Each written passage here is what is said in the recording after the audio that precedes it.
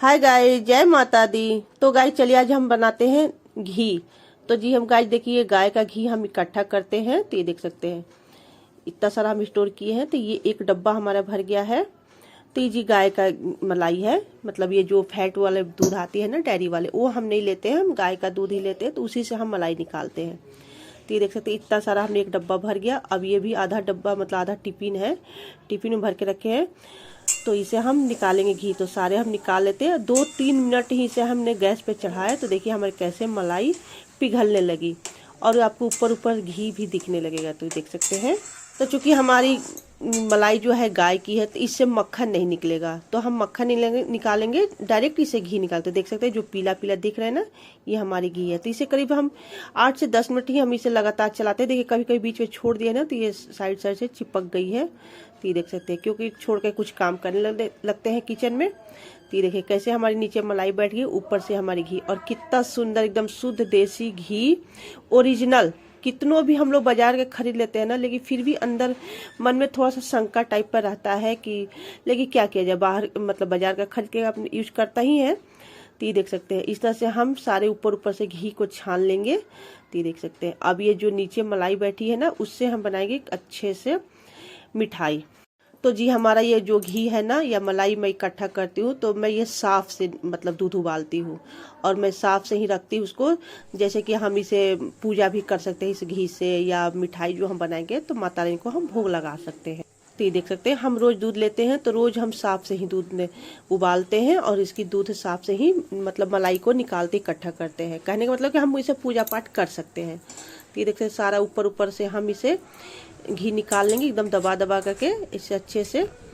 तो करीब ये हमारे ना 400 ग्राम या 450 ग्राम हमारी ये घी निकल गई है। अगर ये जो मलाई है ना इसे हम और लाल कर दे, थोड़ा सा जला दे, तो इसमें से 150 ग्राम हमारी घी और निकल जाएगी।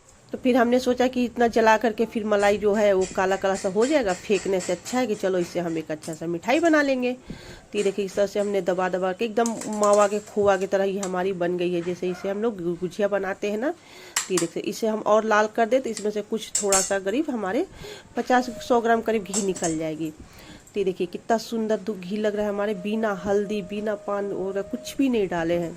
तो ये देख सकते हैं। अब इसे ठंडा कर लेंगे घी को।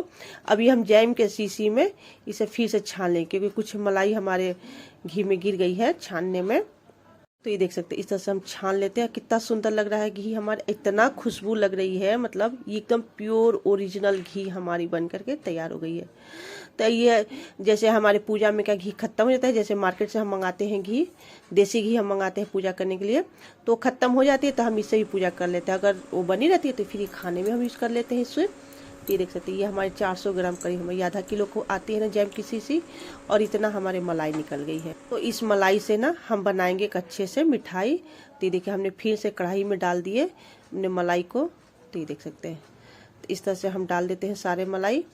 तो करीब 2 बड़े चम्मच हमारी मलाई निकल गई है। तो चूंकि हमने इसे अभी और इकट्ठा करती, लेकिन मुझे रहना नहीं है, मुझे अब जाना है नवरात्र बाद। तो ये हमारे फ्रिज में ना 2 महीने तक करीब ये हमारी स्टोर हो जाती है। फिर मेरे हस्बैंड चिल्ला रहे थे कि मतलब बोल रहे थे कि घी निकाल लो, इकट्ठा पड़ा रह जाएगा। तो देखिए हमने मलाई को डाल दिए कढ़ाई में, और इसमें 4 चम्मच हम इसमें और चीनी डालें। तो ये देखिए हम इसे लगातार चलाते रहिएगा। जब भी इस तरह से बनाइएगा आप लोग मिठाई, तो हम इसे छोड़ देते हैं क्योंकि हमने दूसरे पे बना रहे हैं चावल, तो वही देखने में थोड़ी सी हमारी ये लग गई। ये देख सकते हैं इस तरह से हम मिला लेंगे अच्छे से, मतलब चीनी मेल्ट होने देना है। तो देखिए अच्छे से इसे मिला लेंगे। इसमें ना कोई ड्राई फ्रूट्स डालेंगे ना कोई इलायची पाउडर डालेंगे। तो इसमें सिर्फ 2 बूंद हम डाल देते हैं वेनिला एसेंस, थोड़ा सी खुशबू मतलब सुगंध अच्छी आती है, बस टेस्ट तो बस मिल्क केक की ही आ रही थी एकदम। तो ये देख सकते हैं इस तरह से हमने मिला लिया अच्छे से, गैस बंद कर दिए। अब इसे एक प्लेट में फैला लेंगे। तो गाइस जब भी हम घी निकालते हैं ना, तो इस तरह से हम जरूर मिठाई बना लेते हैं, क्योंकि ज़्यादा हम लाल नहीं करते हैं, क्योंकि वो फिर लाल हो जाएगी, जल जाएगी। घी तो थोड़ी हमारी निकल जाएगी ज़्यादा, लेकिन ये जो मलाई होती है फिर बेकार हो जाएगी, फेंकना पड़ जाएगा। तो हम इसे थोड़ा बहुत घी छोड़ देते हैं और इसे अच्छे से हम इसी तरह से हम मिठाई बना लेते हैं, देख सकते हैं। तो गाइस हम इसे ना फ्रिज में रख देते हैं, क्योंकि गर्मी पड़ रही है और घी जो है मेल्ट होता नहीं है। तो इसे हम फ्रिज में रख देते हैं, और रख करके मैं भूल गई थी। फिर मेरे लड़के ने याद दिलाया कि मम्मी वो जो बना के रखी है, तो फ्रिज में ही रहेगा। फिर हमने निकाला, फिर से देखिए थोड़ा सा ज़्यादा हार्ड हो गई है, मतलब घी जो है जम गया है। तो इस तरह से हम चक्कू से काट लेते हैं इसे पीस में।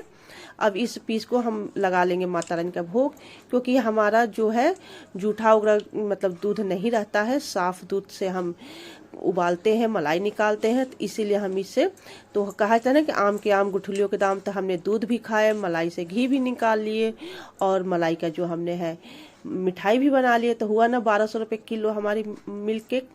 तो एकदम खाने में वही स्वाद लगती है, एकदम मिल्क केक की तरह। तो देखिए हमने इस तरह से माता रानी का भोग लगाए, और ये साइड वाले जो है बच्चों को इसी तरह से दे दिया कि लो इसे टेस्ट कर लो। फिर भोग लगाएंगे, सुबह लगाते हैं तो शाम को उतारते हैं। जो है शाम को प्रसाद खाएंगे, तो हमने साइड वाले निकाले। तो हमारी मलाई केक और घी कैसी लगा?